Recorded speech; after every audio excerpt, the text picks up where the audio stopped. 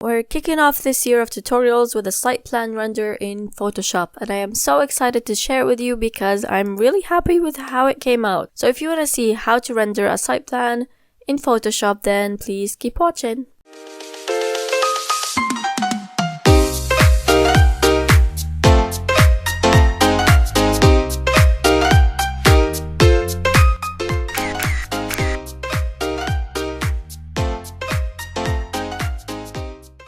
The first step is to import your CAD drawing of the site with line weight. I made mine a little thicker than usual because I wanted it to be visible as it was an A0 poster. Next is to select the buildings with the magic wand tool and color it with gray solid color layer.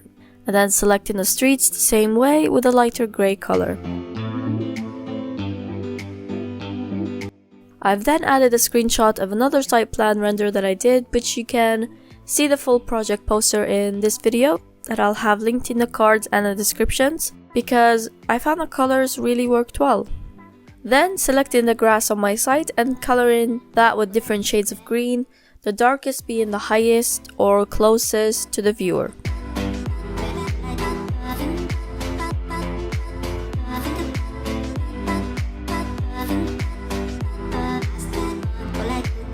I went back and changed the colors a bit to make the gradient a bit smoother. I'm also then selecting any glass or roof lights to color that with blue the same way. I'm then doing the grass, walkways around my building, a darker gray because they will be tiles, and also I will be making a part of the walkway an even darker gray to mark the approach and entrance to my building, which will be a different material. Then I'm adding the material of the roofs, which was metal panels, and I'm changing them to scale, merging them, aligning them to the roof, and then apply a clip-in mask.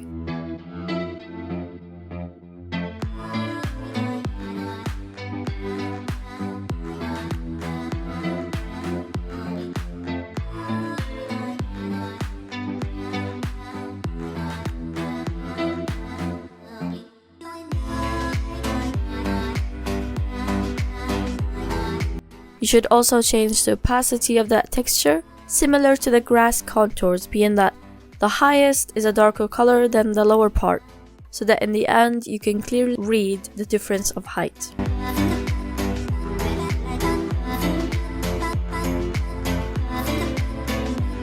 I have then added the texture of the road by pressing Ctrl on the gray road layer and then adding a clip-in mask. Make sure to consider the scale while you're doing that.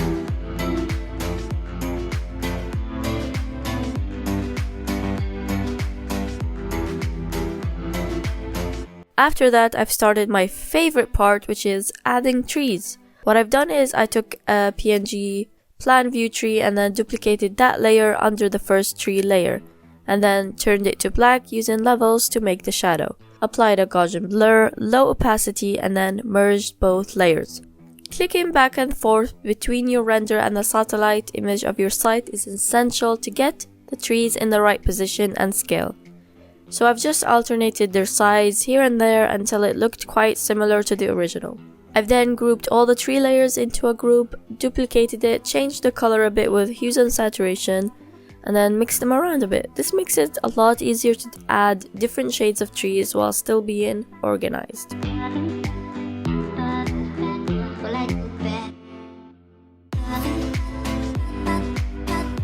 I'm then adding the texture of the grass, and since I have contours and different layers, I've decided to add a clip-in mask on the grass. Select the roads and buildings and delete that from the mask by painting over it with black. If you're having a hard time with mask, I will also have a video linked in the cards for you that will show you some beginner rendering techniques that I use daily.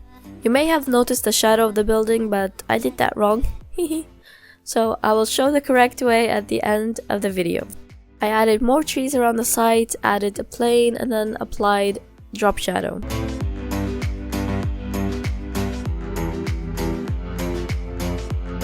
I've then added grass texture around my site the same way as always and made some parts a little darker to give it a bit of detail.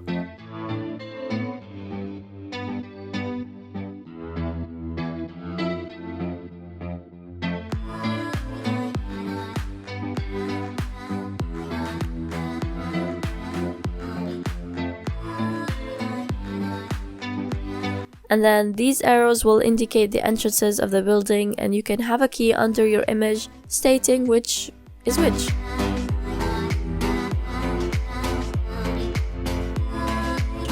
Now to do your shadow, I wouldn't recommend a drop shadow for buildings. Instead, create squares to the height of your buildings. On a scale of 1 to 500, 1 centimeter will be 5 meter. And then put them on each edge to create 45-degree angles, and then connect the dots and then color it black on a new layer. I've also added some squares around the approach to represent sculptural poles. For those, I have used drop shadow and then a red color overlay over my tiles in a low opacity.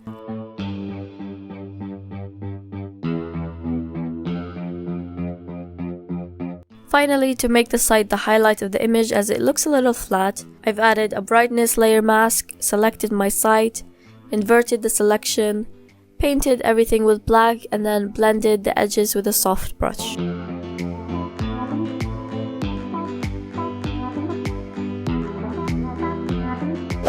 And that is all for today's video. I hope you guys enjoyed it and learned something interesting today. Don't forget to give this video a like and share because it really helps support the channel so I can create more videos like this one.